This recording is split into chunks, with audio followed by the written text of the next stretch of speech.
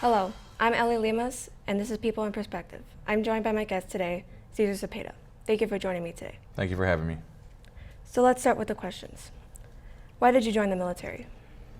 I joined the military as a substitute for college. I wasn't able to pay for college when I was younger, so I decided that it would be a good route to help me get the money that I needed.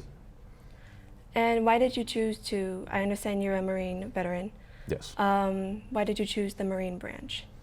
For me, growing up, my father was a Marine, so for me, there was really no other option. There was no other branch that even enticed me to go, so I was always wanted to follow in his footsteps, see if I could do what he did. Do you recall your first days in service? Yeah, I mean, for boot camp or for like when I actually joined the fleet? Boot camp. Boot camp, yeah, boot camp was pretty intimidating, pretty scary. You don't really, you hear all the horror stories, but when you actually get there, it kind of, all that goes away. You kind of just revel in the experience. Lack of sleep, a lot of yelling, a lot of disorientation. You don't know what to do and stuff like that, but it was pretty intimidating. And I understand you were in Desert Storm? No, I was actually in the Iraq War. It was called OIF, Operation Iraqi Freedom. It was essentially after the invasion in Baghdad in 2003. There was a city called Fallujah outside Baghdad, and it was taken over by insurgents, and we pretty much went over there to help quell the uprising of the insurgency. Can you tell me what you were feeling during that time? Again, a lot of uncertainness. Like people call it the fog of war, where you don't really know what's going on. There's a lot of things that are going on above your echelon, so you really don't know what's going on. You're kind of just being told what to do, where to go. And so you only see a small picture of the big picture, and it's only later after certain missions are done that you see what part you played in a bigger role and stuff like that. So a lot of confusion. Do you have any memorable experiences that you would like to share?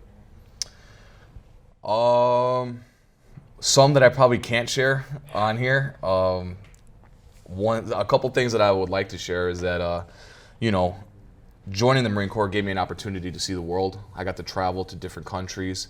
I made some lifelong friends that I still keep in touch with today, and some of the experiences that I've experienced helped me propel me in the future to my career, my current career, and also helped me just become a better person. As a soldier, what was life like for you? It was hard. You essentially, a lot of people don't realize that when you join the military, it's a different world. You get cut off from the civilian world, and you don't, the things that matter important in this world aren't necessarily important in that other world. Sports become a non-issue. Trivial things like Facebook and cell phones and all the material things kind of get just taken away, and you pretty much just focus on eating, sleeping, and getting some food in your belly, and that's pretty much it. And then occasionally drinking. Was there any other entertainment during that time for you guys? It was a lot of entertainment. Again, I can't really go into. But what happens is, just like anything else, and I'm pretty sure everybody in high school can attest to this, that when you find yourself bored, you kind of just create some fun moments for yourself with your friends, and you start to create things for yourself to entertain you. How difficult was it for you to keep in touch with your family? When I was in the Marine Corps, the technology was obviously it was in its infancy compared to what it is today. We wrote a lot of letters. The internet was not as it is today. We still had a lot of dial-up. Cell phones were flip phones and stuff like that, and not everybody had them, and text messaging was relatively new, and stuff like that. So when I was overseas, it was I still had to use payphones and use calling cards and stuff like that, and today it's completely different. So it was extremely difficult, and also when people are back here, they have their own lives going on, so they continue with their lives while you kind of just sitting still and you kind of try to catch them in between. So it was really difficult. What were your thoughts on your fellow soldiers and the officers? Well, just like a lot of jobs, you don't really mess with the bosses. You kind of leave them alone. You kind of stick with your own.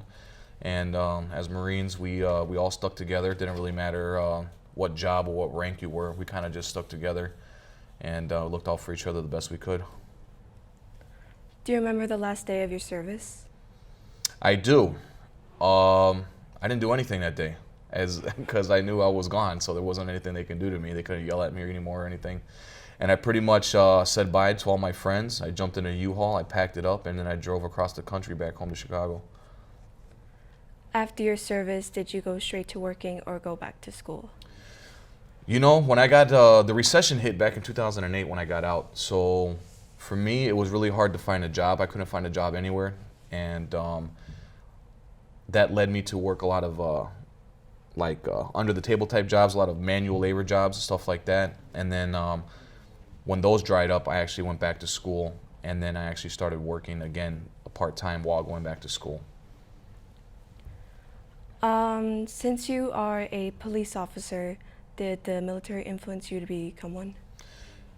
I don't want to say it influenced me. It definitely helped. It made it easier for the application process. The training was not as rigorous, obviously, as the military was. So for me, that was easy. It was just learning how to become a civilian again, because I was indoctrinated into becoming a Marine. And then once you become a Marine, it's kind of hard to turn that off. So when you come back to the real world, you have to understand that not everybody sees the world as you do, and they don't understand the things that you're saying and the way that you act. So that was kind of hard. But it did give me an opportunity to follow that career path. So I'm thankful for that. Do you know any valuable lessons that you learned during that time in service? Yeah. The one thing that I did learn is that never say that you can't do something.